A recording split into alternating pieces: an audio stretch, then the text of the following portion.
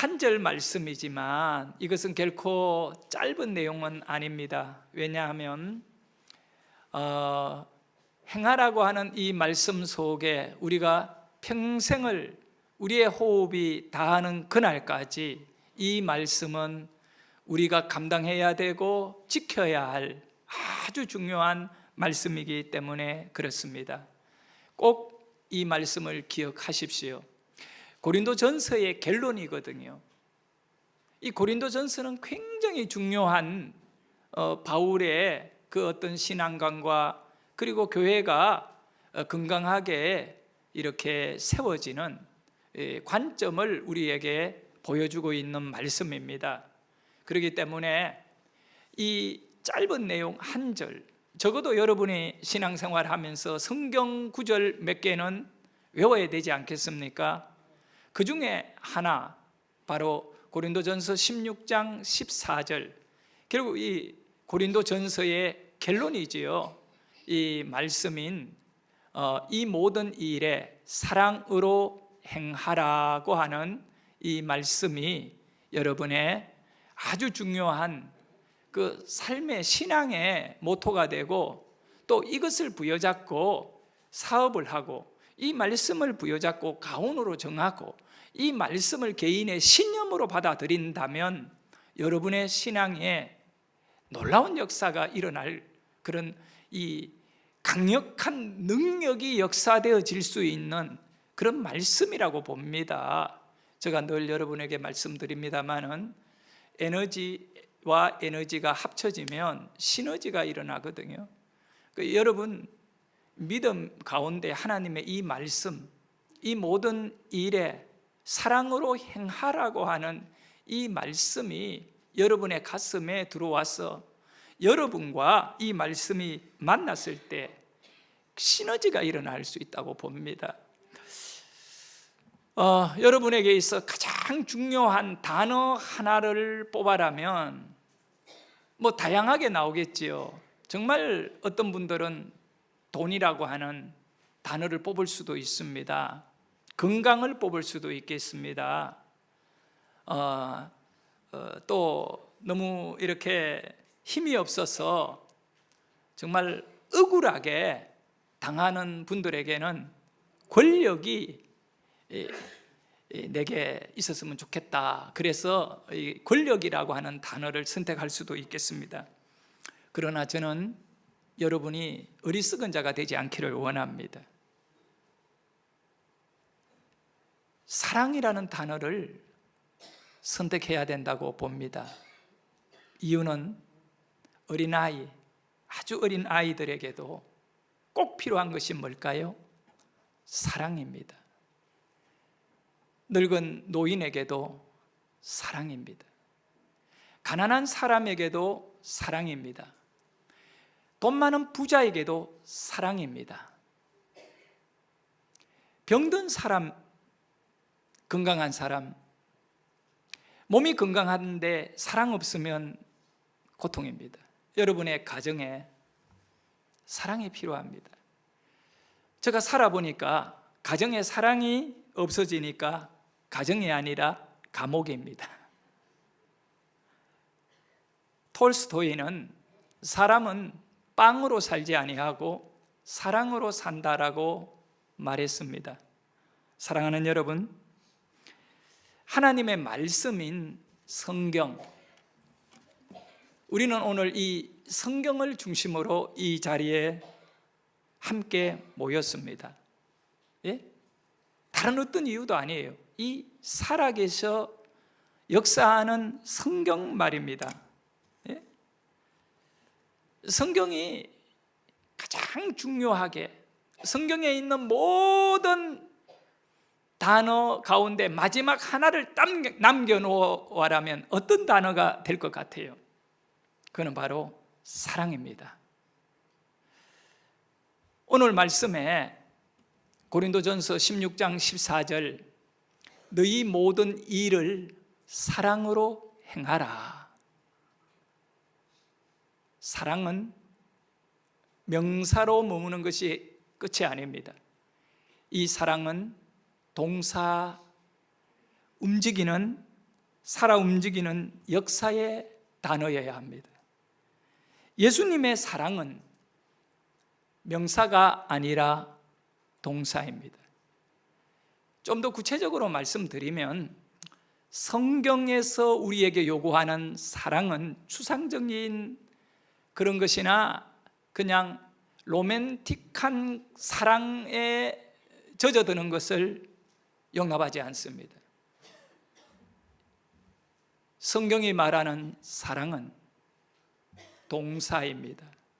왜 그러냐면 성경은 하나님 말씀이거든요. 히브리서의 말씀에 보면 하나님의 말씀은 살아있고 하나님의 사랑은 살아있는 사랑이에요. 죽은 사랑이 아니에요. 예? 그러니까 이 하나님의 말씀은 살아서 움직여서 운동력이 있다는 건 능력이 있다는 겁니다. 사랑의 능력이 최고의 능력인 겁니다. 왜 여러분이 구원을 받았습니까? 사랑이 아니면 답이 없습니다. 딱 하나입니다. 하나님이 나를 사랑해 주셨어. 사랑에는 이유가 없다는 겁니다. 죄인이고 내가 지옥에 가야 할 마땅한 자이지만 사랑이라는 것으로 나의 죄를 다 덮어버린 거잖아요. 그래서 신구약 성경에서 가장 강조되어지는 것이 사랑입니다. 사랑이라는 명사가 내 안에 들어와서 동사가 될 때, 행함으로 사랑을 이루어갈 때, 그때에 우리는 하나님께 속하게 되는 것입니다. 사랑하는 우리 성도 여러분, 사랑으로 행동하는 것이 결론은 참 신앙입니다. 여러분이 진정한 신앙인이 될 수 있기를 축복합니다. 구약 성경 전체를 대표하는 것은 율법이라고 합니다. 법이 얼마나 엄합니까? 우리나라 같은 경우에는 현재 안타깝게도 대통령이 감옥에 들어가 있는 상황입니다. 그거는 누가 감옥에 넣을 수 있냐? 법으로 그런 겁니다. 이 법이라는 것은 무서운 것입니다. 구약은 율법이 구약 전체의 핵심입니다. 그런데 가만히 들어가 보면 구약의 율법의 핵심은 출애굽기 20장에 있는 10계명이거든요. 이 10계명의 내용은 1계명에서 4계명까지가 한 단락이고 두 번째는 5계명에서 10계명까지입니다. 이 두 가지를 이렇게 설명하면 1에서 4계명은 하나님만 사랑하라는 겁니다. 하나님만 사랑하라는 겁니다. 이게 답입니다. 두 번째 5계명에서 6계명은 이웃을 사랑하라는 겁니다. 그래서 결국은 율법은, 이 엄한 율법은 사랑하라는 엄한 요구입니다. 사랑하지 않으면 희망이 없기 때문에 하나님은 강한 율법을 가지고 사랑을 우리에게 요구하신 것입니다. 그러면 신약 성경으로 들어오면 은혜가 열려집니다. 근데 신약 성경의 신학자들, 모든 신학자들과 목회자들에게 한 가지의 숙제를 던집니다. 신약 성경이 꽤 방대한데 그 신약 성경 중에 다 떼내고 마지막 한 절의 말씀을 남겨라면 어떤 말씀을 남겨야 합니까? 가장 소중한 한 절만 갖고 구원에 이를 수 있는 말씀이 무엇입니까? 라고 했을 때 100의 90은 요한복음 3장 16절을 남겨야 한다고 봅니다. 그래서 사실 여러분 요한복음 3장 16절은요 우리 가슴 속에 아주 인이 박힐 정도로 기억하고 외우고 묵상하고 살아야 할 말씀입니다. 요한복음 3장 16절은 하나님이 세상을 이처럼 사랑하사 독생자를 주셨으니, 다 같이 한번 읽어봅니다. 시작. 하나님이 세상을 이처럼 사랑하사 독생자를 주셨으니 이는 그를 믿는 자마다 멸망하지 않고 영생을 얻게 하려 하심이라. 여기 이 말씀의 아주 중요한 내용은 뭡니까? 하나님은 사랑이시다가 아닙니다. 하나님은 사랑하셨다는 겁니다. 우리를 사랑하셨다라고 말하는 겁니다. 실천이요 행위를 우리에게 말씀해 주고 있습니다. 하나님이 세상을 이처럼 사랑하사, 하나님이 세상을, 하나님이 나를, 하나님이 우리를 이렇게 사랑하셨다라고 하는 이 말씀, 성경은 하나님께서 우리를 사랑하시는 내용을 기록하고 있습니다. 성경의 전체 내용은 사랑을 기록합니다. 그래서 여러분, 성경의 원리를 가르치는 이 사랑의 원리지요. 사랑의 원리를 가르치는 성경은 그 기반이 뭐냐? 그것은 바로 철저하게 사랑이거든요. 성경의 기반은 사랑입니다. 그래서 이 성경의 기반인 사랑으로 세워진 것이 교회입니다. 다시 말씀드리면 성경 없이 교회는 세울 수 없다는 겁니다. 그렇기 때문에 사랑으로 세워지는 교회여야지, 사랑으로 세워지지 않으면 교회는 자칫 잘못하면 세속화가 되고 맙니다. 교회는 어떤 곳인가? 사랑을 가장 강조하는 곳입니다. 교회는 사랑을 가르치는 곳이죠. 교회는 사랑을 많이 말합니다. 교회는 사랑을 끊임없이 노래하고 있습니다. 이곳이 교회입니다. 그런데 너무 안타까운 것은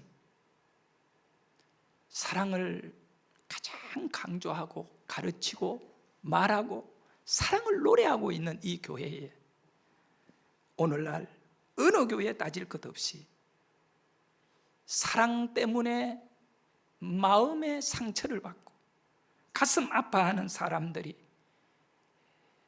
어느 곳보다 많은 곳이 교회이기도 합니다. 이 일은 굳이 이 시대의 교회만 이루어진 것이 아니었어요. 왜냐하면 교회는 사랑을 이루고자 도전하기 때문에 어쩔 수 없이 전쟁터에 가서 싸우는 사람에게 승리가 있겠지만 때로는 피를 흘려야 하듯이 무관심한 사랑에 깨어난 사람들이 사랑을 이루려고 무단히 몸부림치는 교회이다 보니 그 사랑의 아픔과 부작용이 어느 곳보다도 심한, 마치 어떤 예방 주사를 맞기 위해 가지고 맞으면 일시적인 몸에 열이 오르고 몸이 힘들듯이 바로 어쩌면 교회가 겪는 고통이 아닐까 이렇게 생각해 봅니다. 2000년 전에 사도 바울은 복음의 일꾼이 되어 가지고 아시아 지역을 뛰어넘어 유럽 지역에까지 가서 목숨 내걸고 전도를 했습니다. 그리스 땅에 고린도라고 하는 당시 로마 시대의 큰 도시가 있었습니다. 현재도 고린도시가 그대로 그리스에 있습니다. 그리스가 길게 땅을 이렇게 나라가 이루어졌는데 이쪽에서 저쪽으로 이렇게 육지를 그냥 중간에 나누어 버리는 운하가 하나가 있어요. 그 운하가 바로 고린도 운하라고. 제가 성지 순례를 가서 버스를 이렇게 뭉쳐 놓고 저희들에게 이 고린도 운하를 구경시켜 줬다고요. 근데 그 도시가 고린도인데 이 고린도에 바울이 한 2년 가까이 머물면서 고린도 교회를 세워놨습니다. 보통 바울은 일주일 2, 3일 머물고 막 떠나는데 이 고린도는 너무 중요한 도시라 당시의 로마 시대에, 그래서 선교의 거점 도시였어요. 당연히 고린도 교회는 매우 중요한 위치에 있었기 때문에 성장할 수밖에 없었던 겁니다. 그래서 고린도 교회가 많이 성장했습니다. 수년이 지난 이후에 바울은 에베소에서 목회를 하고 있을 때였습니다. 머물 때였습니다. 근데 고린도 교회에서 바울에게 편지를 보내었습니다. 고린도 교회 성도들이 바울에게 보낸 편지의 내용은 바로 고린도 교회가 많은 부흥을 일구었지만 안타깝게도 이 부흥의 어떤 언저리에 여러 가지 갈등과 문제가 생겼다는 것을 바울에게 보고하면서 속히 우리 바울 선생님께서 고린도 교회에 오셔서 이 문제를 수습해 달라고 하는 부탁이었습니다. 갈등이 너무 심해가지고 고린도 안에는 가난한 사람이 있고 부자가 있고 또 유대인이 있는가 하면 이방인이 있고 뭐 다양해요. 그들에게 있어서 체험주의, 또 어떤 분들은 체험보다는 말씀 자체를 강조하는 분, 이런 어떤 나름대로 자기 색을 너무 강조하는 사람들이 마찰을 일으키면서 교회가 어려움을 당했는데 바울이 그 편지를 받아보고 하나님께 엎드려 기도하면서 진단을 했습니다. 이 고린도 교회가 지금 어떤 상태일까? 여러분 이걸 아셔야 돼요. 몸이 아프면 명의를 찾아가야 돼요. 아무나에게 내 생명을 맡길 수는 없잖아요. 근데 좋은 의사가 누군가 진단을 정확하게 하는 의사입니다. 병명이 무엇인지 그거를 제대로 알아내는 의사보다 더 중요한 의사는 없습니다. 사실 우리 예수님은 우리의 의사이십니다. 예수님보다 더 여러분의 인생의 문제를 아는 분은 없습니다. 사람에게도 마찬가지입니다. 바울은 고린도 교회를 가슴에 품고 기도하며 그 편지의 근거 내용에서 분석하는 결과가 뭐냐 하면 지금 고린도 교회의 문제는 뭐냐? 한 가지밖에 없다는 겁니다. 그것은 바로 성도 간에 분열되어 있다. 성도 간에 나누어져 있습니다. 바울이 지금 안타깝게 바라보는 이 성도의 분열은, 고린도 교회의 문제는 답을 찾아내는 겁니다. 이 문제는 분열인데 이 분열을 치료할 수 있는 답이 뭘까? 그리고 이 분열이 가져온 결과가 뭐냐 하면 사랑이 완전히 무너진 교회가 되고 말았다는 겁니다. 분명한 사실은 이 고린도 교회가 크게 부흥은 했지만 겉으로 보면 매주일 새신자가 등록하는 교회이고 빈자리가 없이 교회를 확장해야 될 교회였습니다. 그런데 재정도 얼마나 넉넉했던가, 이 고린도 교회는 어려움을 당하는 지역에 구제 헌금을 보낼 정도로 넉넉한 교회였습니다. 겉으로 보면 아주 건강한 교회, 그 시대에 자랑할 만한 교회라고 말할 수 있습니다. 그러나 그것이 아니었습니다. 사실 고린도 교회에는 은사를 가진 그런 유능한 일꾼들이 엄청 많았던 겁니다. 예언의 은사를 하고 방언을 말하고 또 비밀을 깨달은 자들도 있고 천사의 말을 할 정도로 신령한 분들이 고린도 교회에는 가득 차 있었습니다. 하지만 그거는 겉으로 본 고린도 교회입니다. 겉으로만 보면 야, 고린도 교회는 이 시대의 희망이다 말할 수 있겠습니다만 사실 그렇지 않습니다. 고린도 교회의 내면은 진짜 속에 들어가 보면 교회가 교회되게 하는 성경의 가장 핵심이 되는, 성경이 가르치고 있는 사랑과 기쁨을 잃어버린, 영적으로 볼 때에는 불이 꺼진 교회입니다. 무너진 교회인 겁니다. 여러분 고린도 전서를 한번 시간 날 때 아주 정독해 보십시오. 고린도 전서는요, 성경에서 가장 감동적인 바울의 그 사랑에 대한 얘기가 나옵니다. 고린도전서 13장을 가리켜 우리는 그 제목을 사랑장이라고 합니다. 그래서 우리가 노래를 부릅니다. 사랑은 언제나 오래 참고 사랑은 언제나 영원하고 그렇게 말하죠. 그런데 그런 이런 고백들이 나온 이유가 뭘까요? 그리고 고린도전서 15장에 가면 교회의 가장 큰 재산이라고 말할 수 있는 부활, 예수님의 부활을 고린도전서 15장만큼 완벽하게 설명하는 내용이 없습니다. 그러니까 어떻게 보면 고린도전서가 없어졌더라면 우리의 신앙에 있어 이 보석 같은 것들을 알지 못했을 것입니다. 네, 여기서 우리가 한 가지를 알아야 될 것이 있습니다. 뭐냐 하면 이런 모든 일들이 있어서 왜 고린도전서 13장이 나왔고 15장에 부활장이 나왔느냐? 그것은 고린도 교회를 치료하기 위해, 고린도 교회의 그 상태가 심각한 문제에 이르렀을 때에 바울은 그것을 가지고 설명하면서 치료해 주는 것이죠. 교회는 겉으로의 화려함이나 금물이 다가 아닙니다. 숫자가 다가 아닙니다. 교회의 가장 중요한 것은 뭐냐? 기쁨입니다. 하나님은 우리에게 기쁨을 주시는 것입니다. 사랑과 기쁨입니다. 그런데 이 기쁨이라고 하는 것은 언제 우리에게 오느냐 하면 사랑을 통하여 오는 것입니다. 고린도 교회는 기쁨을 잃어버린 교회이기 때문에 주님 보실 때에는 낙제점을 가졌습니다.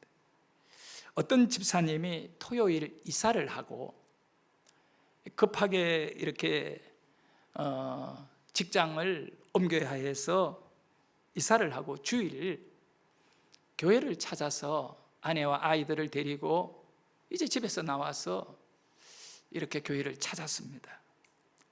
마을 밖에서 길을 좀 가다가 어떤 아주머니 한 분을 만났는데 그분에게 물었던 겁니다.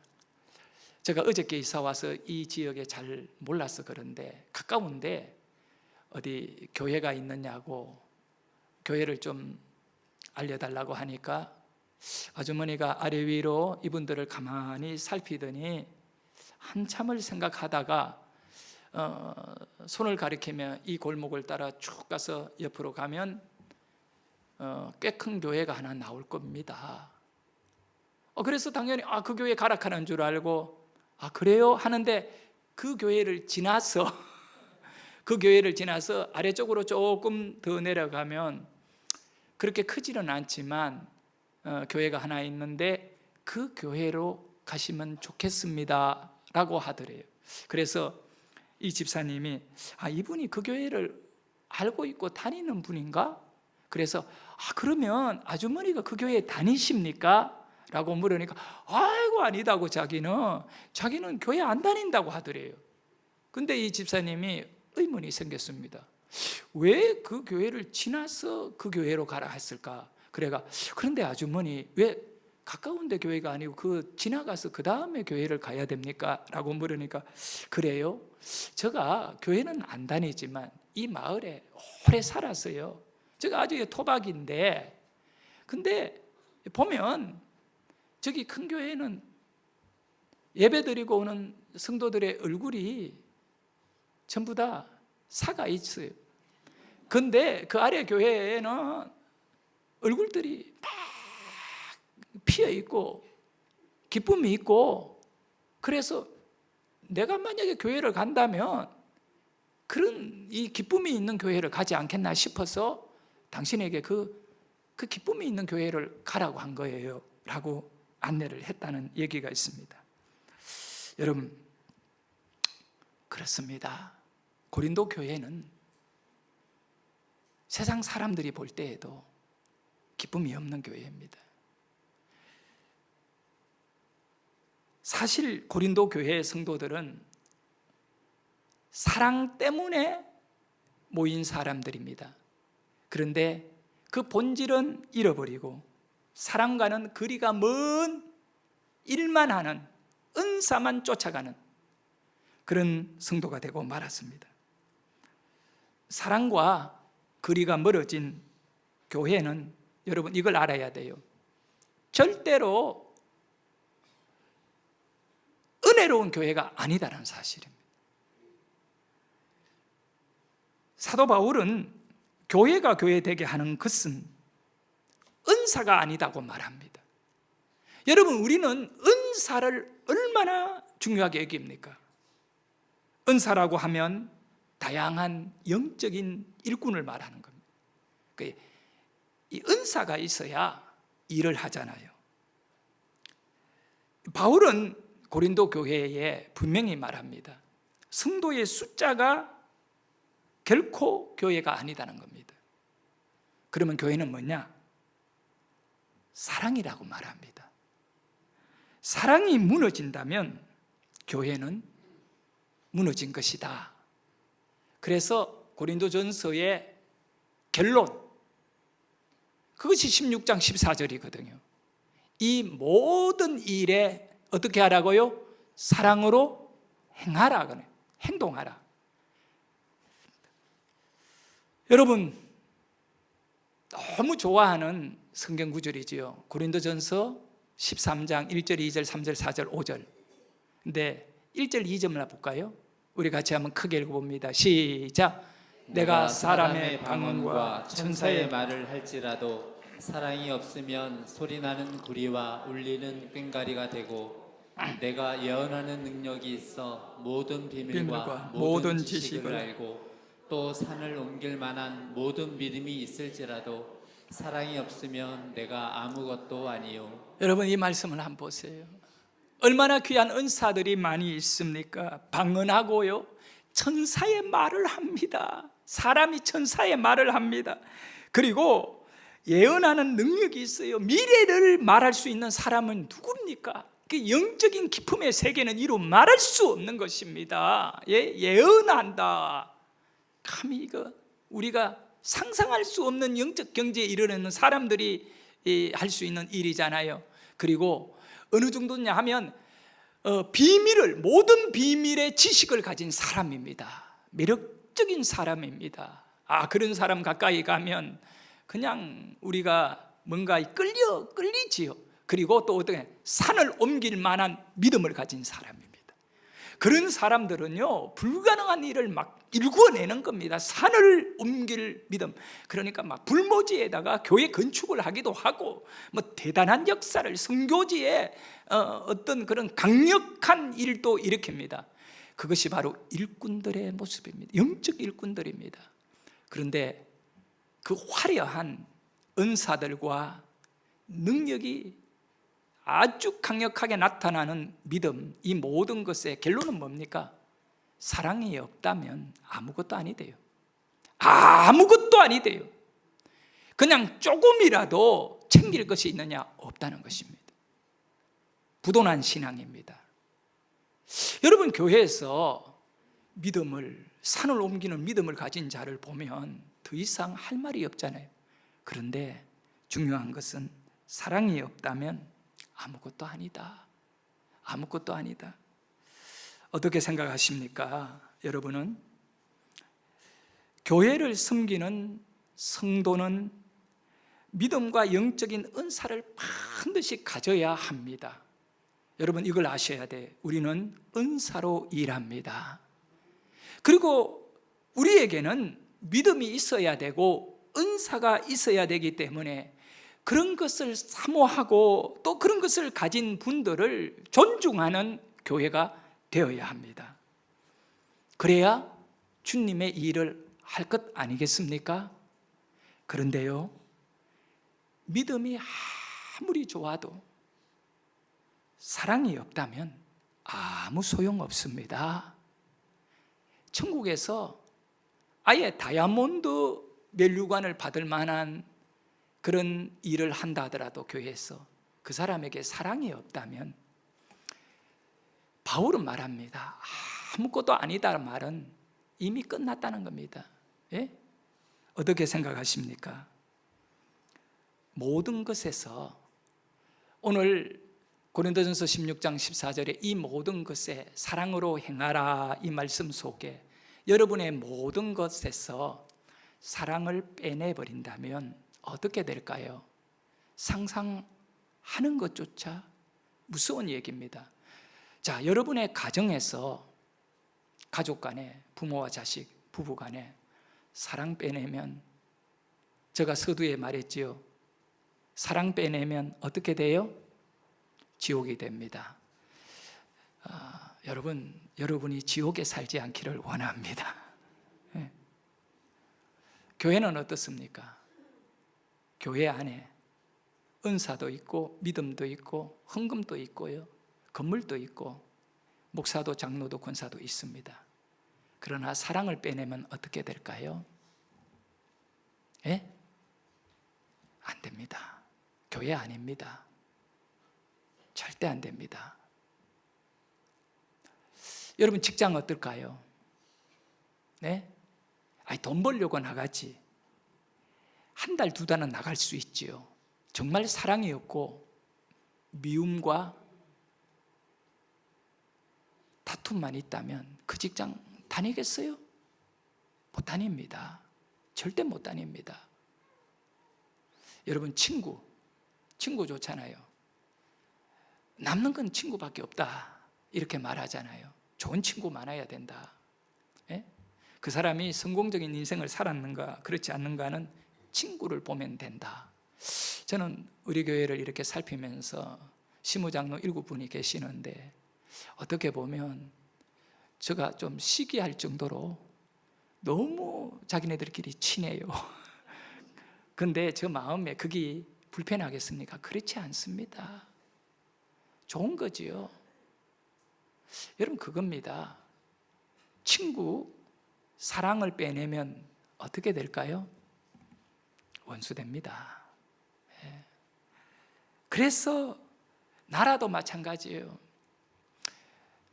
대한민국을 사랑한다, 우리나라를 사랑한다, 사랑을 빼내버리면 누구든 간에 다 사랑해서 극하거든요. 근데 사랑이 사라져버린다면 나라가 아닙니다. 그거는 사랑입니다. 사랑. 예? 사도 바울이 볼 때 고린도 교회를 치료할 수 있는 유일한 방법은 뭐냐 하면 능력이 있어야 교회를 치료하잖아요. 최고의 능력을 끌어와야 되는데 그 능력이 뭐냐? 사랑이라는 것입니다. 다른 걸 끌어와가는 절대 해결 못합니다. 여러분 권력으로도 안 되고 인맥으로도 안 되고 돈으로도 고린도 교회 문제 해결 못합니다. 믿음으로 안 됩니다. 산을 옮기는 믿음이 있는 고린도 교회에 있지만 고린도전서 13장 2절에 말하잖아요. 너희들에게는 산을 옮길 믿음도 있지만 그거 안 된다는 겁니다. 그러나 너희들에게 그것 위에 뭐가 있어야 된다고요? 사랑이 있어야 된다. 더 능력이 있는 것이 뭐라고요? 사랑입니다. 성도 여러분, 저 역시 정말 이 사랑에는 자신이 없습니다. 왜 그럴까요? 이 말씀대로 순종하고 이 사랑해야 하는데 이 사랑이란 단어 앞에서 네가 온전히 사랑했냐 할 때 나는 무너질 수밖에 없는, 주님 앞에 부끄러울 수밖에 없는 사람입니다. 왜 그럴까? 우리가 다 고민해보게 되는 이유는 사랑은 우리에게 너무 익숙한 것이지만 사랑처럼 힘든 일은 또 없다라고 하는 사실을 분명히 인정해야 합니다. 내 이웃을 내 몸과 같이 사랑하라고 하는 말씀은 알고 있지만 그거를 실천한다는 것 자체가 얼마나 어려운가를 알고 있습니다. 우리는 먼데 사람을 사랑하는 것은 너무 쉬워합니다. 속지 마세요. 그러나 가까운 데 사람을 사랑하는 것은 거의 불가능합니다. 진짜는 내 가까이, 네이버라고 하는 이웃, 네 이웃을 네 몸같이 사랑하라. 가까이 있는 사람은 사랑하기가 더 어려운 이유가 무엇일까요?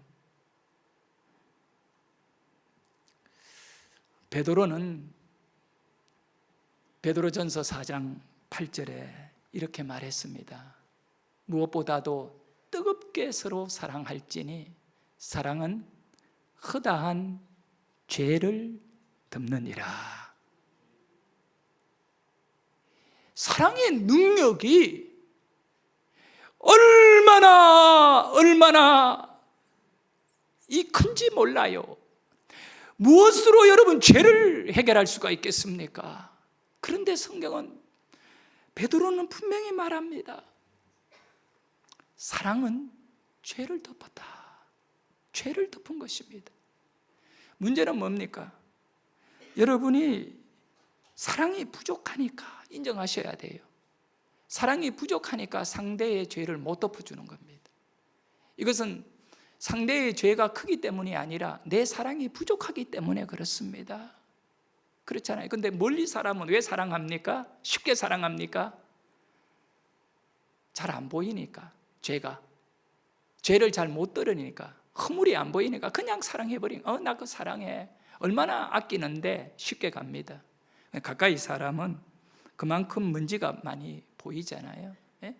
그게 사랑이요. 제가 지난 주간에 광주에서 집회를 마치고 3일 만에 안양에 올라왔습니다. 올라와서 서희가 너무 보고 싶어서, 그래서 이제 우리 서희 선생님이 2시에 이제 서희를 이렇게 보던 걸 마무리하고 떠나면 제가 서희를 이렇게 데려가지고 저희 집에 오게 됐습니다. 예리가 그 마리아 여전도의 그 자매들하고 어디 가서, 보람이 집에 가서 아마 뭐 이렇게 놀았나 봐요. 그러니까 이제 아빠 엄마가 좀 서희를 챙겨주라 예리가 미리 부탁을 했는데, 저희 집사님 몸이 안 좋아가 막 그냥 다 밖에도 나가기도 못하고 이러니까 저는 너무 좋았어요. 서희를 데리고 올 수 있다는 것이. 설레이는 마음으로 며칠 만에 서희를 처음 보는 겁니다. 근데 애가 얼마나 예쁜지 머리를 탁, 애가 선생님이 꾸미고 막 이래가지고 데리러 갔는데 그 얼굴이 하얀 서희가 나를 보고 선생님 바지자락 뒤로 숨는 거예요. 그래서 서희야, 할아버지가 안 가. 그러면 선생님하고 있을 거야. 그래. 말을 해요. 선생님하고 있을 거야. 아니, 선생님 가셔야 돼. 싫대.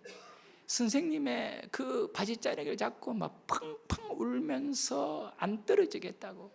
그래가지고 선생님이 어쩔 수 없이 구슬려서 2층에서 1층으로는 선생님이 데리고 골목까지 내어놨어요.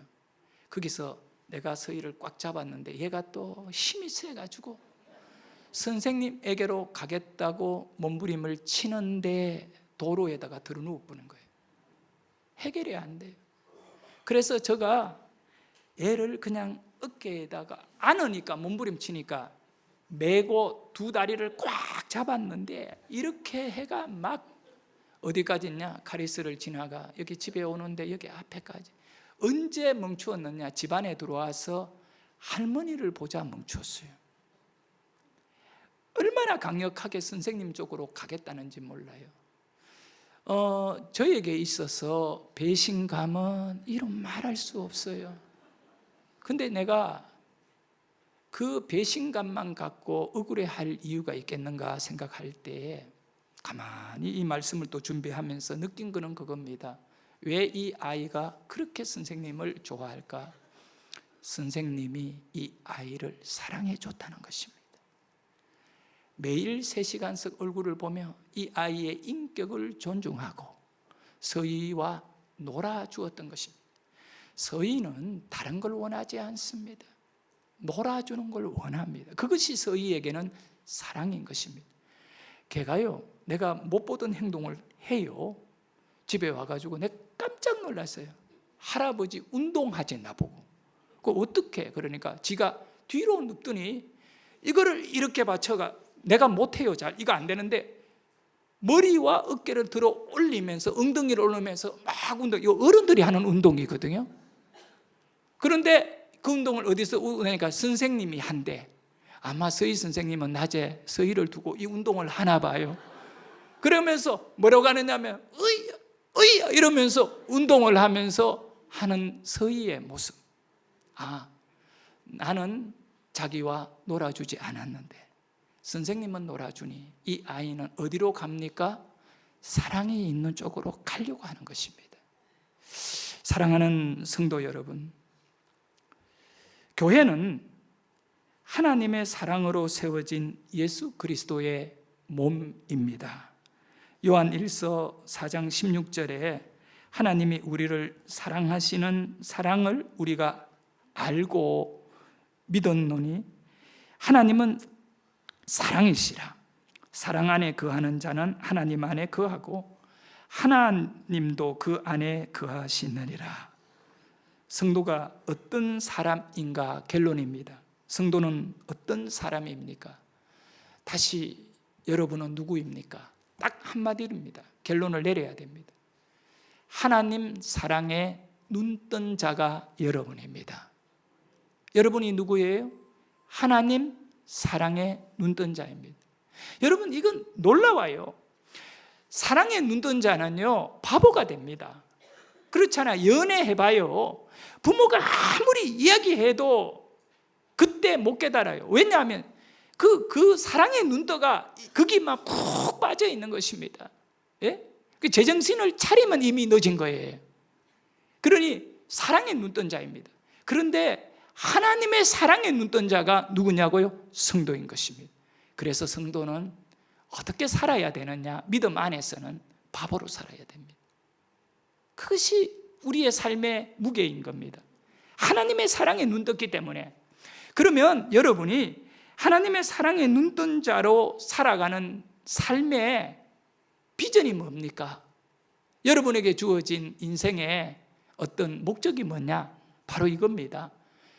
하나님의 사랑에 눈을 뜨지 못한 세상의 수많은 사람들이 여러분으로 인하여 하나님의 사랑에 눈을 뜨도록 여러분의 사랑이 그들을 감동시켜야 된다는 겁니다. 그래서 결론입니다. 요한복음 13장 34절에 새 계명을 너희에게 주노니 서로 뭐 하라고요? 사랑하라. 내가 너희를 뭐 한 것 같이? 사랑한 것 같이. 너희도 어떻게 하라? 사랑하라.